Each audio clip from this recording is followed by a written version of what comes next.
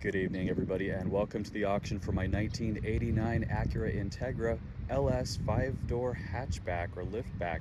This car comes from the final model year of the Integra first generation and has that characteristic boxy design language that we all know and love from the 1980s. This car has kind of a special backstory, so I picked this thing up as part of a project. Basically, Acura needed a 5-door hatchback to use in connection with the launch of the new 2023 Acura Integra. So I picked up this car from a private seller who'd owned it for a good chunk of time, but it originated in the Pacific Northwest. So this car spent 20 years or more in the Seattle area before I brought it to the desert in about August of 2021. So after that, the car largely spent its time with Acura. They took this car through sort of a promotional campaign with the 2023. It has done a parade lap at the Long Beach of Grand Prix of Long Beach. It went on display in Austin, Texas for the media event with the 2023 Integra, and it was shown at some of the reveal activities as well. So as much as I would love to add this to a permanent space in my collection, I'm out of space, and the car is now back here in Phoenix, and I'd like to help find it a good, worthy home to a collector who can enjoy and appreciate it and continue putting some miles on it. Cosmetically, this car is in really remarkable shape. It doesn't have any rust. I do believe it to have had some paint work previously on certain panels, basically evidence here through the masking line and so on, but it was a really quality job. You can see the gloss and reflection is awesome. The blemishes you see here are just insects drawn to the paint. It's not a pearl, it's a flat white. It's actually called polar white. And the wheels are all recently refinished and powder coated in silver. I have brand new Nexen tires all the way around that were just installed within the last month or so. And otherwise, really, the exterior is about as good as they get for being 33 years old. Here's the passenger side for your viewing pleasure. Again, really quality panels all the way down.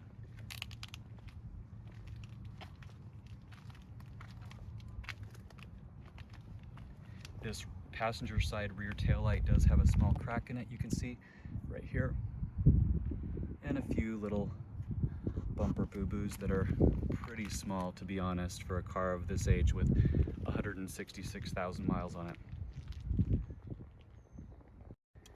I'll take a quick peek under the hood and then we'll bring you back to the interior. I might as well pop the gas door and the hatchback while we're at it. So let's start where we began here. The back, everything is super clean and rust-free in here. Here's the best part about an Integra hatchback is the cavernous cargo capacity. So this has a folding back seat. You pull up on those little levers right there and it goes flat, so you can haul all sorts of stuff. There's a cover here for your cargo, fully carpeted and flat trunk area. Some carpet stains that I haven't really tried to address, but there they are, and spare tire and jack in place where they belong. That is the hatchback. Coming around here to the front, we're going to be looking at a 1.6 liter inline four-cylinder with a whopping 118 horsepower. This car is not fast by any stretch of the imagination, but you can ask the folks in Acura Public Relations. They found it just as fun to drive on a parade lap at the Long Beach Grand Prix as a new NSX. So I think part of it is just that overall raw sensation. You're driving a car with super awesome visibility thanks to those skinny little A-pillars. It's just, it gives 100% of those 118 horsepower on command. Inside the cabin, we have a traditional, very thoughtfully laid out Honda cockpit with analog gauges and tons of great visibility. So I'll call your attention to the listing. I mentioned quite a few things that I want to make sure the potential buyers are aware of. One of them is the tape deck player. Despite the fact that I have a Paula Abdul cassette that's included with the car, the radio does not work. I'm going to include a later model 1990s era CD player if you want it. These two signatures belong to Acura brand manager John Acura and Acura Public Relations Andrew Quillen, a couple of the heroes of mine who signed it while we were out in Austin, Texas at the media event. This is a 4-speed automatic and has factory floor mats up front, no floor mats here in the back. And the cloth seats are in pretty darn good shape, as well as that vinyl headliner. Something else I'll mention from the listing is the bezel here around the driver door handle interior is broken. Still works just fine, but I never did get around to sourcing that. Probably something you'd have to find on eBay. No center console in this car, and something kind of interesting that I learned is that even though this is an LS, which was the highest trim grade for its year, the 5-door Integra never came with a moonroof. Only the 3 doors did. So this is a slick top, if you want to call it that. There's the back seat. Again, this folds down for ultra cargo carrying capability. One other thing, the door locks, but this little thing is just broken off in there, so you won't have that little pop-up thing.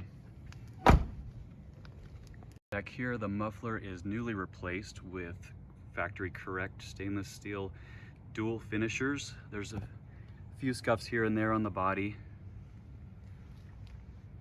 I see a little ding here on the corner. Otherwise, like I said, there's really not much to talk about on this car. I've seen far worse cars.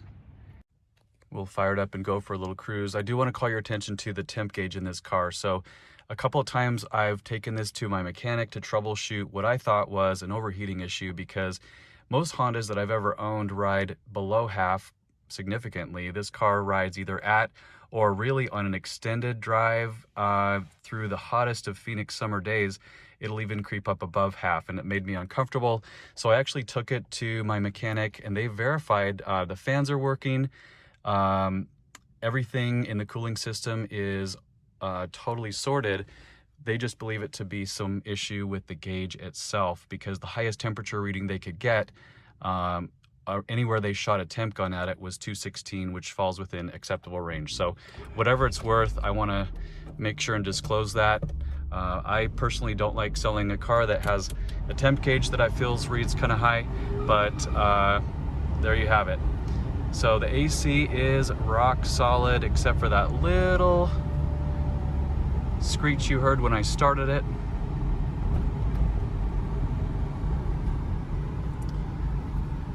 Recently recharged too.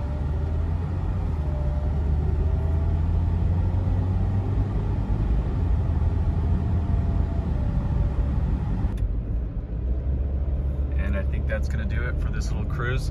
Thanks for checking out my auction. I do hope you'll let me know if you have any questions, and happy to answer anything else that you'd like to know. The car is located in Phoenix, and I have a clean title in my name, along with a bunch of stuff that I'll show you here in just a second that goes along with the car documentation wise. So we will check it out in just a sec. Here I'll show you the assortment of memorabilia that accompanies the Integra. I'll go through the binder here momentarily, but I have two brochures from 1989. I believe this one to be Canada specific. Pretty cool reading material. A logo license plate here. I have multiple laminated and framed advertisements. This one talks about 5-door specifically, as does this one here. Until now, the thought of having a family car. I think I showed some of these during my recent review of the 2023 Integra.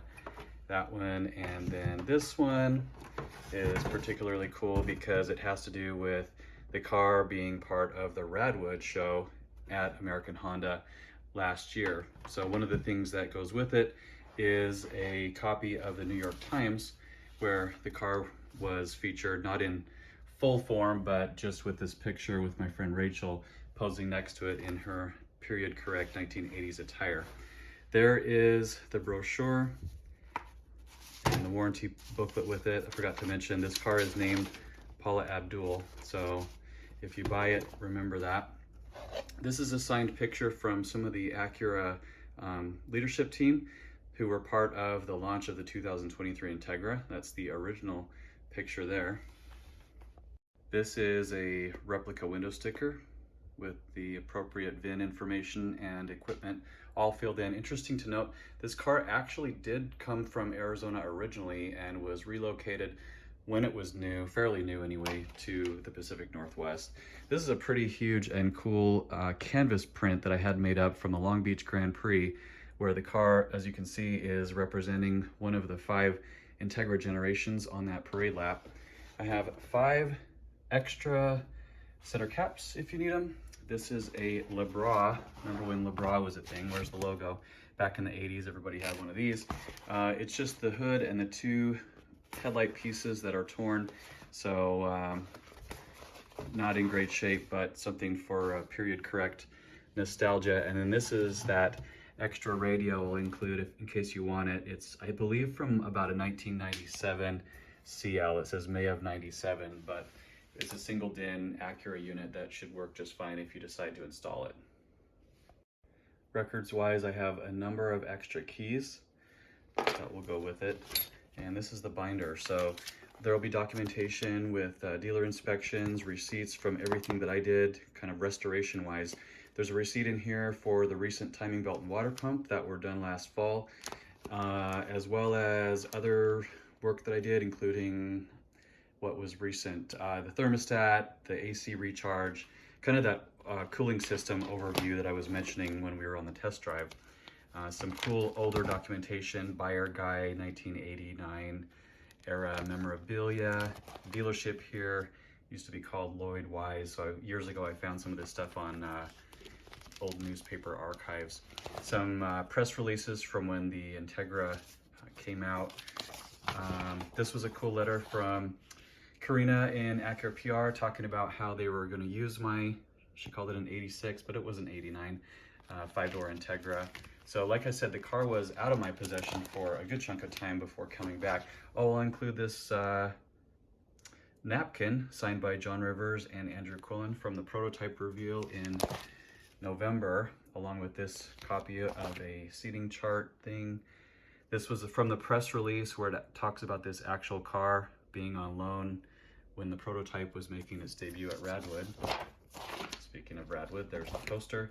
And then I have a whole bunch of pictures through here. I'm not going to really take the time to dwell on each of them, but they're just kind of, every time the car has been showcased or discussed in promotional form, I've saved something to do with that. So whoever gets this car can have a really fun time talking about, you know, where it's been and the importance of being part of this launch. There's the lineup from the Grand Prix. Another napkin. This one's from the Austin, Texas first drive event. Oh yeah, Sopyeon Bae did a walk around on this car, and so I had him sign a picture as well. This was a picture from the press event in Austin when the car was on display. Oh, are we almost through this yet? Some pictures from when I took delivery of the car, kind of showing how it first came to Phoenix. And then it has the original, not the original, but the plates that came on it when I got the car that expired last September. I'm sure I'm forgetting something. I have a lot of stuff on my mind and a lot of stuff that has been going on with this car over the last few months. I'm excited to pass it along and see if anybody out there is as excited to own it as I hope they are. So please feel free to pop in with any questions on the auction. Otherwise, thanks for checking it out and have a good one.